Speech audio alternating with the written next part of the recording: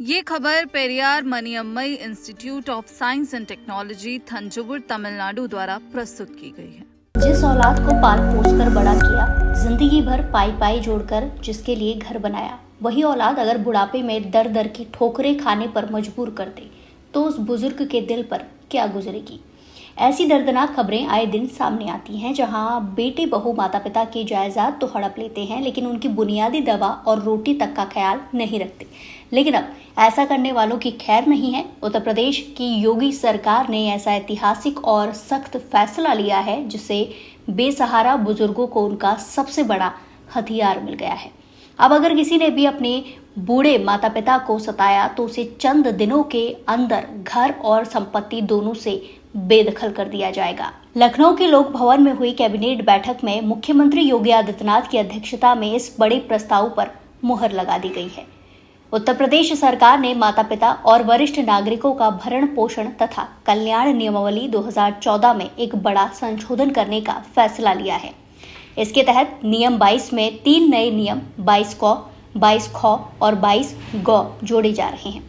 अगर सीधे और आसान भाषा में कहें तो अब अगर कोई भी बेटा बेटी या फिर आश्रित रिश्तेदार बुजुर्गों की देखभाल नहीं करता, उनके साथ बदसलूकी करता है या प्रताड़ित करता है तो पीड़ित बुजुर्ग उन्हें अपनी खुद की कमाई हुई संपत्ति से तुरंत बाहर निकाल सकेंगे। इस पूरी प्रक्रिया को इतना तेज और आसान बना दिया गया है कि बुजुर्गों को सालों साल अदालतों के चक्कर नहीं काटने पड़ेंगे।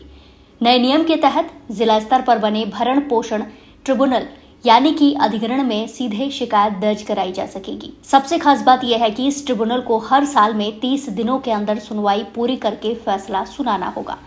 अगर बुजुर्ग माता पिता इतने कमजोर या बीमार हैं कि खुद चलकर दफ्तर नहीं जा सकते, ऑफिस नहीं जा सकते, तो उनके हक में कोई भी मान्यता प्राप्त सामाजिक संस्था या संगठन उनकी तरफ से अर्जी दाखिल कर सकेगा। अगर ट्रिब्यूनल बेदखली का आदेश दे देता है और दोषी औलाद 30 दिन के अंदर घर खाली नहीं करती तो फिर पुलिस एक्शन में आएगी। कानून के तहत संबंधित थाने की पुलिस को आदेश दिया जाएगा कि वो मौके पर जाकर उस संपत्ति को खाली कराएगी, कब्जा लेगी और बुजुर्ग माता पिता को उनके आशियाने की चाबी सम्मान के साथ सौंपेगी। इस फैसले की निगरानी खुद जिला मजिस्ट्रेट यानी कि डीएम करेंगे और हर महीने की 7 तारीख तक ऐसे सभी मामलों की रिपोर्ट सीधे शासन को भेजी जाएगी। अगर किसी मामले में कोई विवाद होता है तो बुजुर्ग डीएम की अध्यक्षता वाले अपीलीय अधिकरण में अपील कर सकते हैं। अगर इसकी बैकग्राउंड को देखें तो उत्तर प्रदेश में केंद्र का वरिष्ठ नागरिक कानून 2012 में लागू हुआ था और 2014 में इसके नियम बने थे, लेकिन राज्य के 7वें विधि आयोग ने 4 दिसंबर 2020 को ही सरकार को रिपोर्ट सौंपकर ये साफ कर दिया था कि 2014 के नियम बुजुर्गों को पूरी सुरक्षा देने में नाकाफी हैं।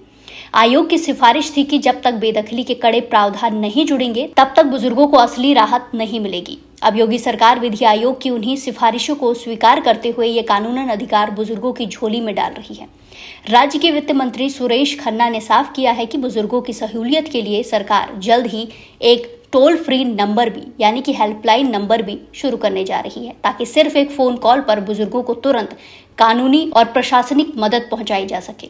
ये फैसला सिर्फ एक कानूनी बदलाव नहीं बल्कि समाज के गिरते नैतिक मूल्यों पर एक सीधा प्रहार है। अक्सर देखा जाता है कि माता पिता अपनी जिंदगी की पूरी पूंजी लगाकर मकान बनाते हैं, लेकिन उम्र ढलते ही संतानें उसी मकान के कमरे में उन्हें कैद कर देती हैं या उनका ख्याल नहीं रखती। सिविल कोर्ट में मुकदमे सालों तक चलते थे, जिसे बुजुर्ग न्याय की आस में ही दुनिया छोड़ देते थे, लेकिन अब 30 दिन की समय सीमा और पुलिस के दखल ने पूरे सिस्टम को बेहद मजबूत बना दिया है।